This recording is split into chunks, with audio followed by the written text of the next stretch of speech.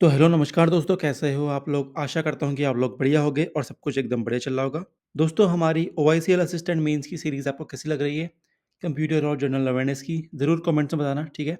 और यार आज हम देखने वाले हैं 40 most expected questions of computer awareness, ठीक है? एक क्लास आपकी पहली हो गई है, नहीं देखी तो उसको जाके देखो, ठीक है? यहाँ पर जाके आपको दिख जाएगी चैनल पे। हमारी एक जीए की क्लास हो गई है और एक कंप्यूटर की हो गई है और आज फिर से हम कंप्यूटर की क्लास ले रहे हैं 40 मोस्ट एक्सपेक्टेड क्वेश्चंस। और यार आप लोग बहुत अच्छा प्यार दिखा रहे हो, 813 सब्सक्राइबर्स हो गए हमारे और नेक्स्ट क्लास आएगी 850 सब्सक्राइबर्स में। तो यार जितनी जल्दी हो सके 850 सब्सक्राइबर्स कर दो अगर आपको नेक्स्ट क्लास चाहिए तो, ठीक है? ओवाईसीएल रिलेटेड हम क्लास डालेंगे अब, ठीक है? पूरा फोकस हमारा होगा ओवाईसीएल असिस्टेंट से रिलेटेड, बट वो तभी आएगी जब 850 सब्सक्राइबर्स हो जाएंगे, ठीक है? तो आओ यार बढ़ते हैं हमारे सेशन की तरफ। तो दोस्तों आज का जो हमारा लेक्चर होने वाला है ना, इसमें हम लोग ज़्यादा दिमाग नहीं लगाएंगे, बहुत ही डेप्थ में नहीं जाएंगे। जो क्वेश्चन है जैसा है एज इट इज़ उसको देखेंगे, थोड़ा बहुत उसको समझेंगे और आगे बढ़ेंगे।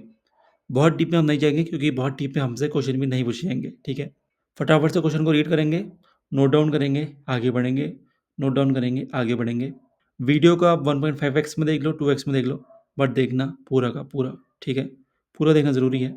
शुरू करते हैं। तो दोस्तों बात करते हैं मैक एड्रेस के ऊपर कि मैक एड्रेस क्या होता है। देखो दोस्तों, मैक की फुल फॉर्म होती है मीडिया एक्सेस कंट्रोल एड्रेस, ठीक है? ये देखो एक यूनिक आइडेंटिफायर होता है, ठीक है?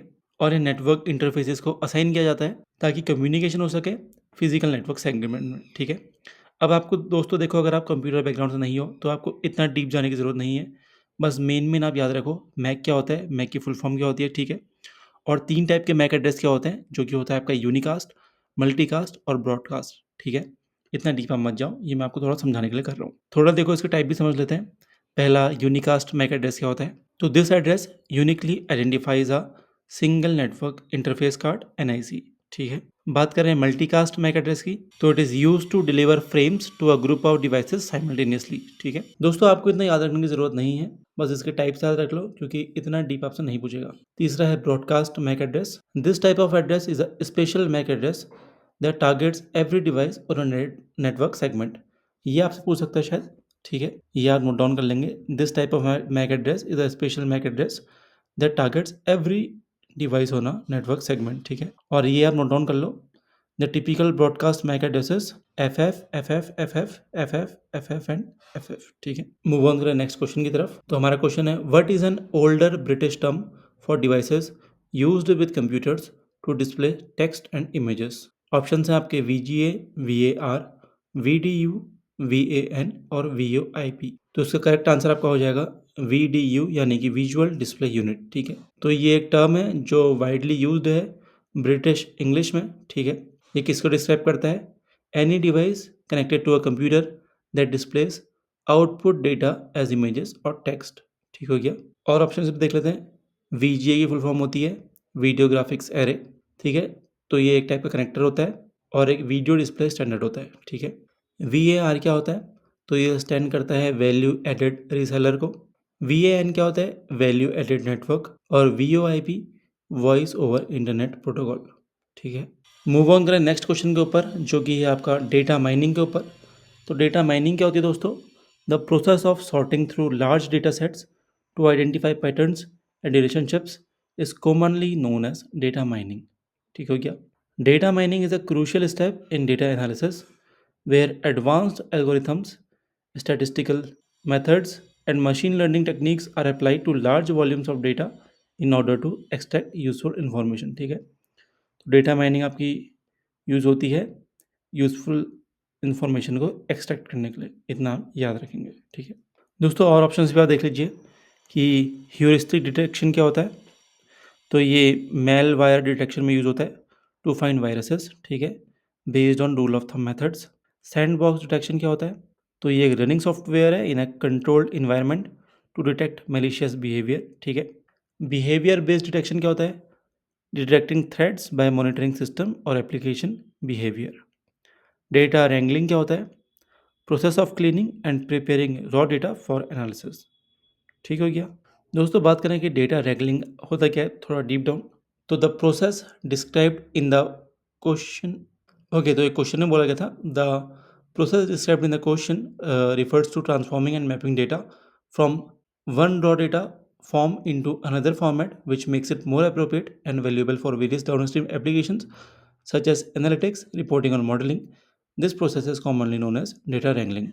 डेटा wrangling को ही हम क्या कहते हैं, डेटा मंजिंग भी बोलते हैं, जो कि इन्वॉल्व करता है आपका cleaning, structuring and enriching raw data into a desired format for better decision making in less time. ठीक है, अब इसमें आपका अलग अलग स्टेजेस होती हैं, जैसे कि data extraction, data cleaning, data transformation और डेटा एनरिचमेंट। ठीक है, मूव ऑन करते हैं नेक्स्ट क्वेश्चन की तरफ, जो कि है ऑरेंज।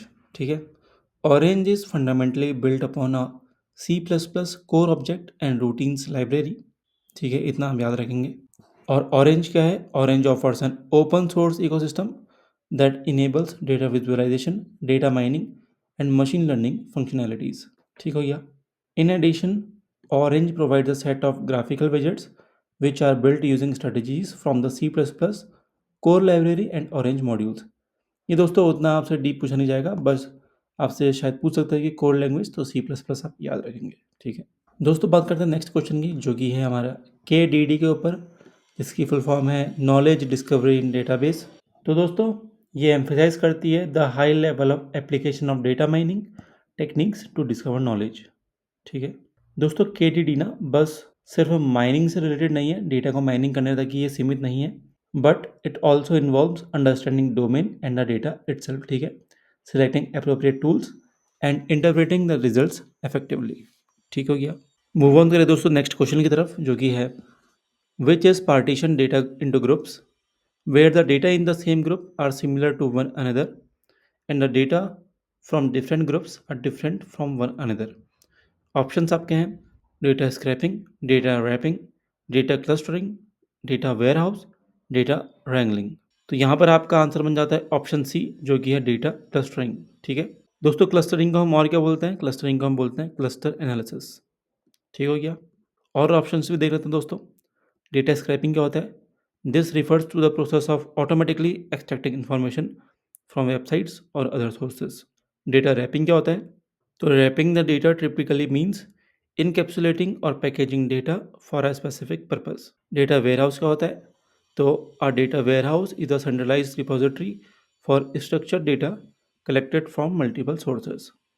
डेटा रैंगलिंग क्या होता है, this involves cleaning and transforming raw data into a usable format but is not about grouping data। ठीक हो गया, इतना हम नोट डाउन कर लेंगे।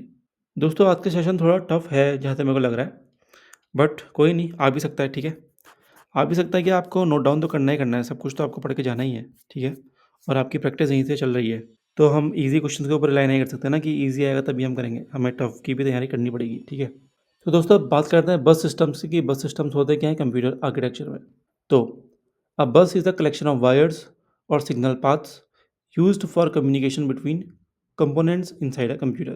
ठीक है, each wire in the bus carries one bit of data and collectively they form a data path that enables the transfer of information internally or externally। ठीक हो गया, इतना हम नोट डाउन कर लेंगे क्योंकि इससे घुमा के क्वेश्चन आ सकता है। ठीक है, अब कॉमन बस सिस्टम से लेते हैं। पहला है, तीन मेन बस टाइप्स होते हैं यहाँ पर। ठीक है, कंप्यूटर आर्किटेक्चर में पहला है डेटा बस, दूसरा है एड्रेस बस, तीसरा है control bus.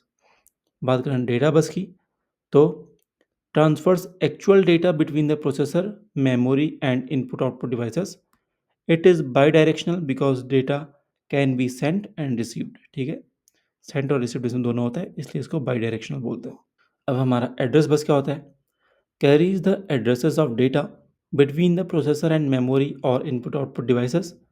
It is usually unidirectional, that is, carry information from the processor to memory or other devices। ठीक हो गया। कंट्रोल बस क्या होता है, carries control signals from the processor to other components to coordinate and manage operations like reading और writing data. ठीक हो गया, तो मूव ऑन करते हैं नेक्स्ट क्वेश्चन की तरफ, जो कि है हमारा डेटा बस, जो कि हमारा एक्चुअली एक्सटर्नल बस। ठीक है, डेटा बस तो मैंने आपको बता दिया प्रीवियस क्वेश्चन में, इसी का ही पार्ट है एक्सटर्नल बस। ठीक है, अलग अलग पार्ट होते हैं, जैसे कि इंटरनल बस हो गया, मेमोरी बस हो गया, ठीक है, एक्सटर्नल बस, कंट्रोल बस और एड्रेस बस। तो ये भी हमें देखने पड़ेंगे। इंटरनल बस क्या होता है, connect internal components like the CPU registers and ALU। Memory bus क्या होता है, connect the CPU to the main memory for data and instructions. ये दोस्तों ये भी बहुत इंपॉर्टेंट है, इसको आप नोट डाउन कर लेना। कंट्रोल बस क्या होता है? पहले एक्सटर्नल बस देख लेते हैं। एक्सटर्नल बस क्या होता है? Connects the computer's internal components to external devices और पेरिफेरल्स। इसको दोस्तों आप as it is note down कर लो, ज़्यादा इसमें माइंड मत लगाओ। कंट्रोल बस क्या होता है? Carries control signals to coordinate computer operations. Address bus क्या होता है? Carries addresses from the CPU to memory और input output devices to read या फिर write data at specific locations. ठीक हो गया। बात करें नेक्स्ट क्वेश्चन की, what is the heart of the computer system and it also contains all the CPU functions and can perform arithmetic and logic operations with register. Option है आपके microchip, motherboard, micro controller, embedded system और micro processor. तो answer इसका हो जाएगा motherboard. ठीक है, और ऑप्शन भी देख लेते हैं। माइक्रोचिप क्या होता है? This system typically refers to any integrated circuit और chip and is not specific to the central processing unit function. ठीक है, motherboard, this is the main circuit board that connects all computer components but does not perform CPU operations like arithmetic और logic. ठीक है दोस्तों, इसका answer मैंने आपको गलती से मदरबोर्ड बोल दिया था, इसका आंसर है माइक्रो प्रोसेसर। ठीक है, सॉरी, इसका आंसर है माइक्रो प्रोसेसर। बात करें माइक्रो कंट्रोलर की, तो this is a compact integrated circuit designed to govern a specific operation in embedded systems. It include the CPU along with memory and peripherals but is typically used in embedded control applications। ठीक हो गया।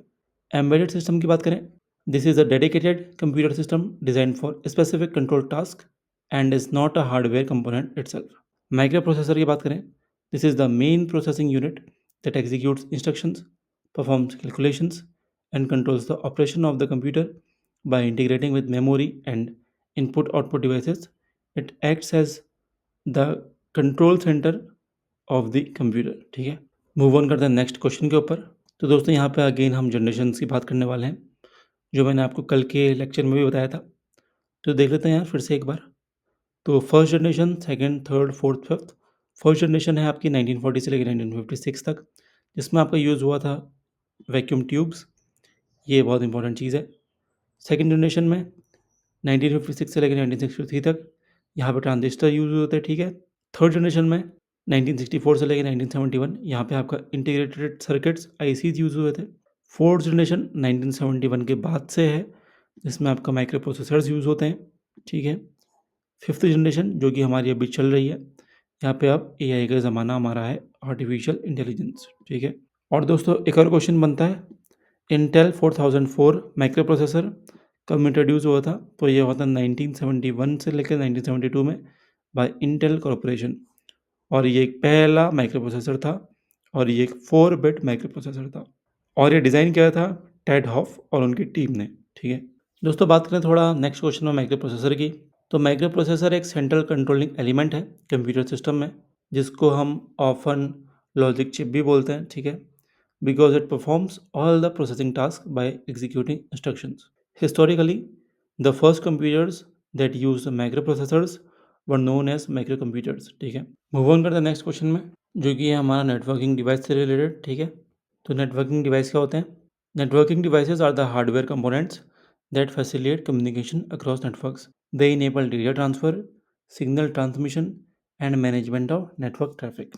तो network devices ये चीज़ें करते हैं। ठीक है, डेटा ट्रांसफ़र, सिग्नल ट्रांसमिशन और मैनेजमेंट ऑफ नेटवर्क ट्रैफिक। यहाँ पर आपका hubs, switches, routers, bridges, gateways, modems और रिपीटर्स स्पेसिफिक रोल्स करते हैं different layer of network communication में। ठीक है, और ये फॉल करते हैं under the category of networking devices. बाकी ऑप्शंस भी देख लेते हैं। तो सर्वर क्या होता है?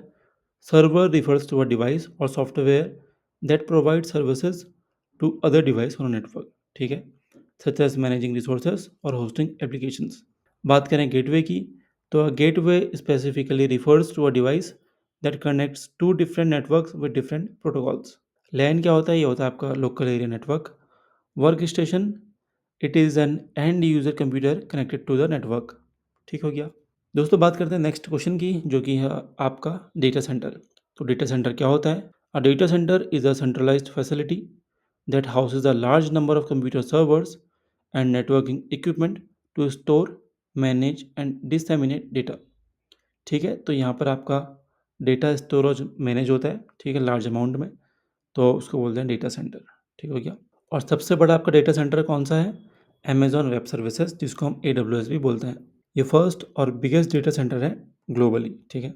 बात करें दोस्तों एशिया रीजन की, तो एशिया रीजन में अलीबाबा क्लाउड नाम से है major cloud provider primarily in Asia, ठीक हो गया। दोस्तों बात करें नेक्स्ट क्वेश्चन की, जो कि है डेटा रेप्लिकेशन। तो a data replication is a process of making multiple copies of data and storing them at different locations. जैसा कि नाम से ही पता चल रहा है, रेप्लिकेशन मतलब रेप्लिकेट बनाना, यानी कि डिफरेंट कॉपीज बनाना, ठीक है। This is primarily done for backup purposes to ensure that data is not lost in case the original source becomes unavailable, ठीक है। अब यहाँ पर आपके 3 कॉमन टाइप्स के डेटा रेप्लिकेशन होते हैं। पहला है फुल रेप्लिकेशन, दूसरा है इंक्रीमेंटल रेप्लिकेशन, तीसरा है log based replication. Full replication में क्या होता है? Complete copy of all data is replicated every time, हर समय चलती रहती है, ठीक है। इंक्रीमेंटल रेप्लिकेशन में only changes made since the last replicated are copied, ठीक है। यहाँ पे आपका बैंडविड्थ और टाइम बचता है। लॉग बेस्ड एप्लीकेशन क्या होता है? Uses transaction logs to capture and replicate changes in real time, ठीक हो गया। बात करें दोस्तों नेक्स्ट क्वेश्चन की, जो कि है what is a type of database management system that enables and supports business intelligence, BI activities, specially analytics. तो इसका आंसर है आपका डेटा वेयरहाउस, ठीक है। ये मैंने आपको बता दिया डेटा वेयरहाउस क्या होता है पहले वीडियो में। बात करें दोस्तों नेक्स्ट क्वेश्चन की, जो कि है dash is a hardware component like circuit board or chip which is installed on a computer so it can be connected to a network. Options आपके हैं राउटर्स, स्विचेस, NIC, कनेक्टर्स और modem. तो answer आपका हो जाएगा NIC, ठीक है।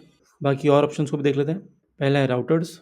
Routers are networking devices that forward data packets between computer networks, mostly use to connect different network such as LAN and WANs, ठीक है। स्विचेस क्या होता है? Switches are devices that connect multiple devices within the same network. NIC आपका होता है network interface card. ये एक हार्डवेयर कंपोनेंट है सच एज सर्किट बोर्ड और chip that is installed inside the computer. NIC आपके दो टाइप के हो सकते हैं, वायर्ड NIC जिसको आप ईथरनेट केबल्स के थ्रू कनेक्ट करते हैं, और वायरलेस NIC जिसको आप वाईफाई या फिर दूसरे वायरलेस प्रोटोकॉल्स के थ्रू कनेक्ट करते हैं, ठीक हो गया। कनेक्टर्स क्या होते हैं? कनेक्टर्स आपके फिजिकल प्लग्स होते हैं या फिर जैक्स होते हैं जो आपके केबल को या फिर दूसरी डिवाइसेस को लिंक करने के काम आते हैं। मॉडेम क्या होता है? मॉडेम की फुल फॉर्म पहले तो मॉड्यूलेशन और डीमॉड्यूलेशन होता है, ठीक है। तो a modem modulates and demodulates signals for communication over telephone lines और cable but is an external device, ठीक है।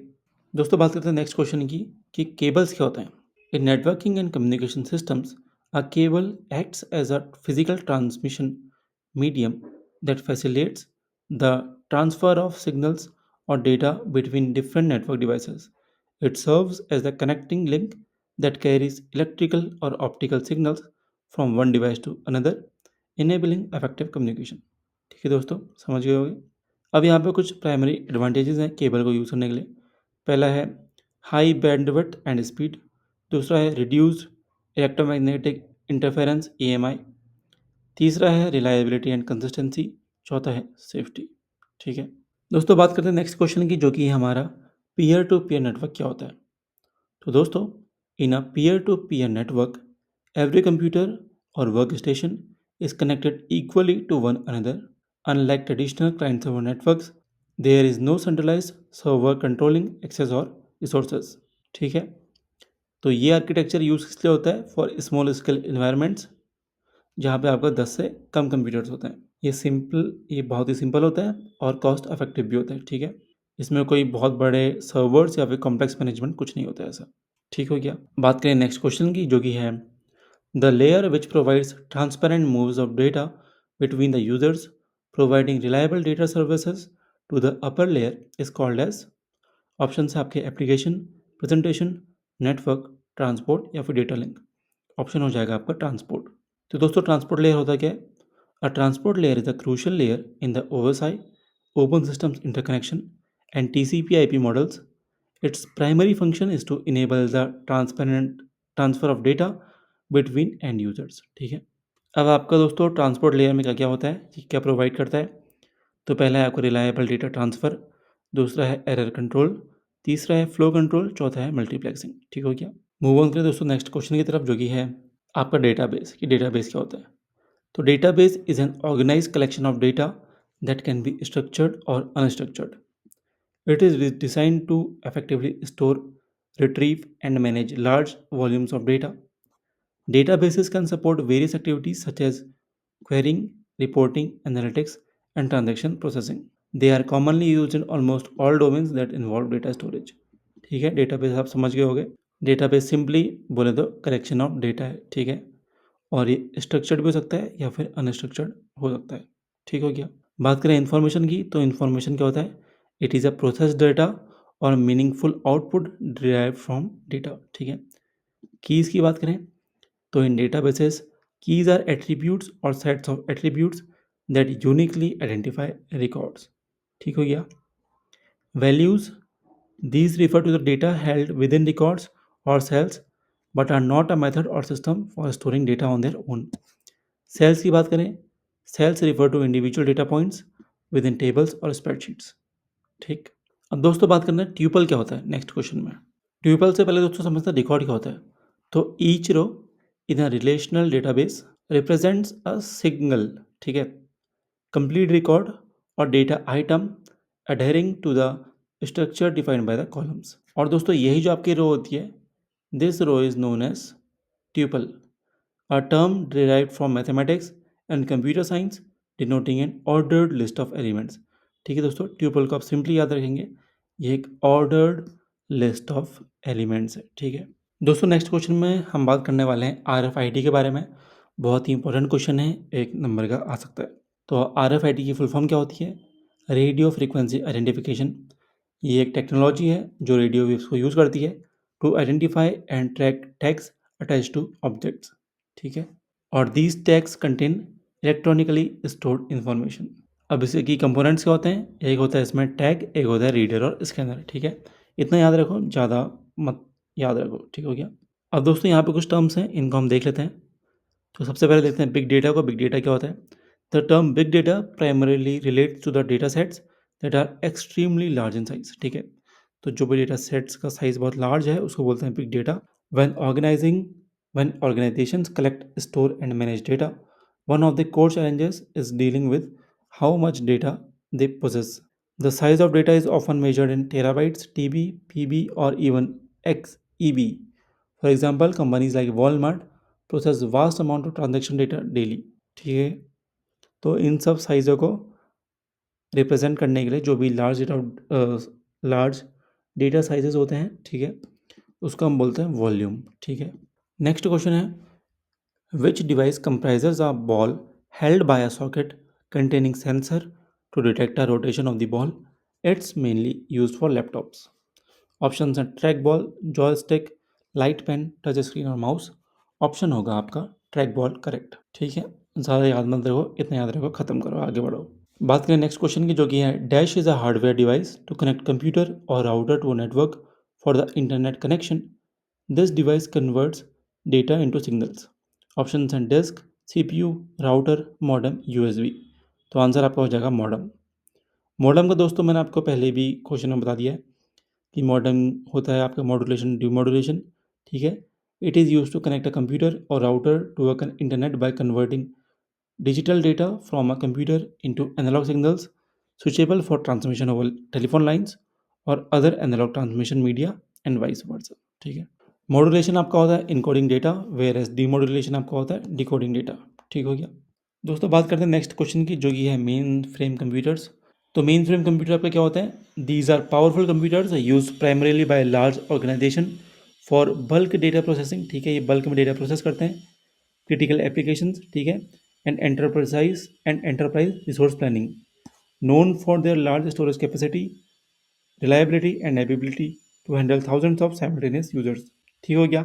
इतना याद रखो, मेन फ्रेम कंप्यूटर्स में जो भी भारी भरकम चीज़ें होती हैं वो करी जाती हैं. ठीक है, कॉमन मॉडल्स याद रख लो इनके, IBM 370, IBM S/390 and UNIVAC 1110. ठीक हो गया. अब दोस्तों बात करते हैं बहुत ही इंपॉर्टेंट टर्म के बारे में, जो कि SSD. ठीक है, एब्रीविएशन इसका होता है, स्टैंड ये करता है सॉलिड स्टेट ड्राइव के ऊपर. ठीक है, एक क्वेश्चन यहाँ पे बन सकता है. सॉलिड का मतलब हो गया कि ये डिवाइस के कोई मूविंग पार्ट्स नहीं है, इसलिए सॉलिड हो गया. स्टेट इसलिए क्योंकि ये इलेक्ट्रॉनिक स्टेट में होता है. ठीक है, डेटा इसमें स्टोर होता है जो कि इलेक्ट्रॉनिक स्टेट में होता है, और जब भी अगर पावर ऑफ भी कर दो तब भी डेटा इसमें प्रेजेंट रहता है, ठीक है। ड्राइव मतलब it is use to store and retrieve digital data functionally functioning similar to a hard disk drive, ठीक हो गया। मेन है फुल फॉर्म याद रखो बस। दोस्तों बात करें एनालॉग कंप्यूटर की, तो an analogue computer is a device that solves problems by by simulating the physical processes of the system it is modelling, ठीक है। और इसका एग्जांपल होगा दोस्तों स्पीडोमीटर, ठीक है। स्पीडोमीटर इसका बेस्ट एग्जांपल है। ये आपके क्वेश्चन में डायरेक्ट आ सकता है कि इसका एग्जांपल क्या है, और वहाँ पर अगर स्पीडोमीटर दिया होगा टिक लगाना, आगे बढ़ना, ठीक है। मूव करें नेक्स्ट क्वेश्चन में। तो यहाँ पर दोस्तों हमें समझना है जो मेन चीज़ है वो ISP, इंटरनेट सर्विस प्रोवाइडर। तो internet service provider is the entity that physically connects customer to the internet infrastructure. इतना याद रखो दोस्तों, ठीक है, इतना काफ़ी है, आगे जाने की ज़रूरत नहीं है ज़्यादा। अब इसमें सर्विसेज क्या क्या होती हैं जो इंक्लूड करती हैं, तो ईमेल होस्टिंग, डोमेन रजिस्ट्रेशन और वेब होस्टिंग, ठीक है, इतना याद रखो।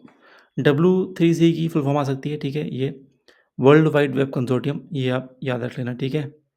और ये होता क्या है, ये है एक international community that develops web standards, ठीक हो गया। IAB की full form internet architecture board, ISOC की full form internet society, IANA की full form internet assign numbers authority, ठीक है। बात करें नेक्स्ट क्वेश्चन की, जो कि है which is design to bring interested parties together from different areas of information technology to work on developing web standards. Answer हो जाएगा इसका दोस्तों W3C, world wide web consortium, ठीक है। ये फाउंड की थी टिम बर्नर्स ली ने इन 1994, ठीक हो गया। बात करते हैं दोस्तों नेक्स्ट क्वेश्चन की, जो कि है an automated process that can refine a list table और spreadsheet based on a single और multiple criteria. This process in spreadsheet is called as, option है merging, filter, thought, format, styles. Answer हो जाएगा आपका फिल्टर। बात करते हैं दोस्तों नेक्स्ट क्वेश्चन की, जो कि है आपका आई वर्क के ऊपर, कि आई वर्क क्या है। तो I work is an office productivity suit developed by Apple, ठीक है, एप्पल ने डेवलप करा है आई वर्क, ठीक है। It enables user to create and edit word processing documents, spreadsheets and presentations. The suite includes 3 main applications, जो कि है की नोट, पेजेस और नंबर्स, ठीक है। जैसा आपका MS वर्ड में होता है, सॉरी, आपका माइक्रोसॉफ्ट में होता है, जैसे कि आपका एक्सेल, ठीक है, Excel, MS Word and all those. तो यहाँ पे आपका होता है की नोट, पेजेस एंड नंबर्स, ठीक है। जो लोग मैक यूज़ करते होंगे उनको ये पता होगा, ठीक है। थीसॉरस, ये मैंने आपको बताया है कल की वीडियो में भी, शिफ्ट प्लस F7 से इसको हम रन करते हैं, ठीक है। इसको हम डायलॉग बॉक्स भी कहते हैं, थीसॉरस को।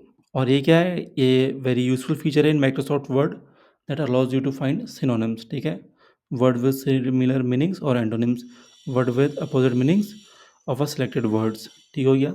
बात करें दोस्तों टेक्स्ट फॉर्मेटिंग की, इसमें इंडेंटेशन क्या होता है, ठीक है। तो indentation refers to the space between the text boundaries and the margins of the page. It helps in enhancing the readability and organization of the text on a page by creating visual separation between paragraphs or sections, ठीक है। अब इसके types भी होते हैं, positive indent, negative indent, hanging indent, neutral indent, central indent. इतना नहीं आएगा, इतना याद कर लो इंडेंटेशन क्या होता है, ठीक है।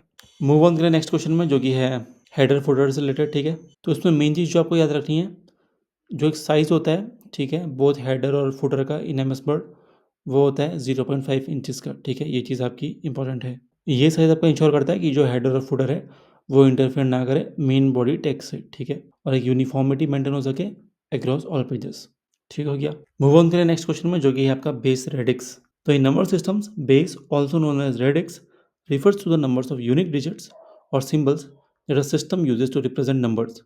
It determines how many different values each digit position can hold before it resets to zero and carries over to the next position. अब दोस्तों ये बेस आपका इंपॉर्टेंट क्यों होता है, ये जो बेस होता है ना, ये डिसाइड करता है कि how numbers are returns and interpreted, ठीक है, और ये डिटरमाइन करता है पोजिशनल वैल्यू ईच डिजिट की, और ये एक फंडामेंटल है for understanding different numerical systems such as binary, octal, decimal and hexadecimal, ठीक हो गया। मूव ऑन करें नेक्स्ट क्वेश्चन में, जो कि है नंबर सिस्टम से ऊपर। ये दोस्तों ये थोड़ा कॉम्प्लिकेटेड क्वेश्चन है, ये आपको सॉल्व करने के लिए इतना नहीं आएगा, ठीक है। हल्का फुल्का इससे पूछ सकता है कुछ, जैसे ऑक्टल का बेस क्या होता है, बेस 8, बाइनरी का बेस 2, डेसिमल का बेस 10 और हेक्साडेसिमल का बेस 16। इतना आप याद रख लो, इससे ज़्यादा नहीं आएगा। आएगा भी तो इतना दिमाग मत लगाना, क्योंकि हमें और क्वेश्चन भी करने हैं, तो इसको आप स्किप कर सकते हो। ये आ गया तो डायरेक्ट टिक करना, आगे बढ़ना, ठीक है। एक और चीज़ देख लो, इसमें 16 होते हैं, ठीक है, बेस 16 होता है हेक्साडेसिमल का। जो डिजिट्स होते हैं 0 to 9, ठीक है, और इसमें लेटर्स होते हैं A to F, जो रिप्रेजेंट करते हैं 10 to 15, ठीक हो गया। टोटल होगा 16। देखो 0 से 9, 0 को भी अगर काउंट करेंगे तो 10 हो गए, और 10 से 15, ठीक है। फिर उसके बाद A to F आता है आपका, जो कि A आपका होता है 10 और F, ठीक है। ये थोड़ा कॉम्प्लेक्स, थोड़ा ट्रिकी है, बट समझना पड़ेगा आपको। समझना भी क्या है, इतना लिखाना अगर आया तो नहीं आएगा वैसे। बढ़ते हैं दोस्तों नेक्स्ट क्वेश्चन की तरफ, जो कि है आपका हाफ एडर। तो half adder is a fundamental combining logic circuit use to add two single bit binary numbers typically labeled as A and B. The half adder performs two main logical operations, XOR gate और AND gate. ये अगर आपने BC या BTech करी है तो आपको बहुत सारा खपाना पड़ा होगा इसके पीछे, XOR और AND गेट के ऊपर, ठीक है। XOR का मतलब क्या होता है, सम ऑफ टू बिट्स, ठीक है। और एंड गेट किस लिए यूज होता है, एडिशन के लिए यूज होता है आपका। इतना याद रखो, बस हो गया। दोस्तों हमारे आज के लेक्चर का लास्ट बहुत ही इंपॉर्टेंट क्वेश्चन, जो कि है एंड गेट सिंबल के ऊपर, ठीक है। And and gate is a fundamental digital logic gate that performs the logical conduction operation in an Boolean algebra. अब आपको इतना डीप में जाने की ज़रूरत नहीं है, ठीक है, मोटा मोटा समझ लो बस। आउटपुट एंड गेट का क्या आता है, अगर ट्रू हुआ 1, ठीक है, अगर फॉल्स हुआ 0, ठीक है, इतना समझो बस। और इसका सिंबल क्या होता है, सिंबल इसका ये होता है अप एरो, ठीक है, और इसका मतलब होता है कंजंक्शन, ठीक हो गया। बस इससे ज़्यादा दिमाग मत लगाना है इसमें। आया तो ठीक, इतना ही पूछेगा, ज़्यादा नहीं पूछेगा, 0 1, ठीक है। एक बार इसको अपने एंड से भी देख लेना थोड़ा और, बाकी इसमें ज़्यादा कोई लोचा हमें नहीं करना है, ठीक हो गया। तो यार ये थी हमारी आज की video. Hope you guys enjoyed the lecture. कुछ पसंद आया हो कमेंट में लिखना, कुछ डाउट्स हो कमेंट में लिखना, ठीक है। और नेक्स्ट लेक्चर तब अपलोड होगा जब 850 सब्सक्राइबर्स आप लोग कर दोगे, ठीक है। तो मिलते हैं कुछ अंदर धमाकेदार वीडियो में। अभी लेता हूँ अलविदा, तब तक के लिए धन्यवाद।